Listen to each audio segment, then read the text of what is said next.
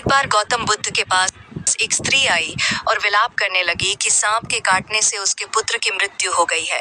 स्त्री अपने इकलौते पुत्र को जीवित कराने के लिए बार बार उनसे विनती कर रही थी। बुद्धदेव ने उससे प्रश्न किया, क्या तुम नहीं जानती कि इस संसार में जो भी जन्म लेता है उसका एक दिन अंत होना निश्चित है? उस स्त्री ने कहा, हाँ, अच्छी तरह जानती हूँ, मगर आप पहुंचे हुए महात्मा हैं और आप में इतनी सामर्थ्य है कि आप मेरे पुत्र को जीवित कर सकते हैं, इसलिए मैं आपसे याचना कर रही हूँ। मेरा वह बेटा मेरी इकलौती संतान थी। मैं आपसे उसके जीवन की आस लेकर आपके पास आई, मगर आप तो मुझे उपदेश दे रहे हैं। यदि आप उसे जीवित नहीं कर सकते तो कृपया साफ साफ बता दें।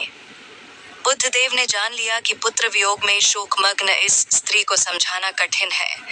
उन्होंने कहा, ठीक है, मैं तेरे पुत्र के लिए प्रभु से प्रार्थना करता हूँ, मगर तू इसके लिए किसी घर से राय लेकर आ, लेकिन इस बात का ध्यान रखना कि जिस घर से तू राय लेकर आए उस घर में कभी किसी की मृत्यु नहीं हुई हो। स्त्री के मन में आशा का संचार हुआ। उसने सोचा कि राय तो आसानी से प्राप्त हो जाएगी, लेकिन वह जिस घर में जाती वहां यही जवाब मिलता कि उसके घर में किसी न किसी की मृत्यु अवश्य हुई है। वह बेचारी थक गई, लेकिन किसी भी घर से राय नहीं मिली। उसे इस बात की समझ आ रही थी कि मृत्यु अटल एवं अवश्यंभावी है और उसका सामना किसी न किसी दिन हर एक को करना ही पड़ता है।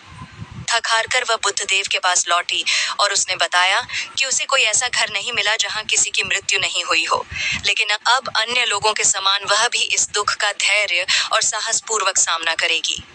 नमो बुद्धाय। वीडियो अच्छा लगा तो लाइक शेयर काया नमन जरूर करें।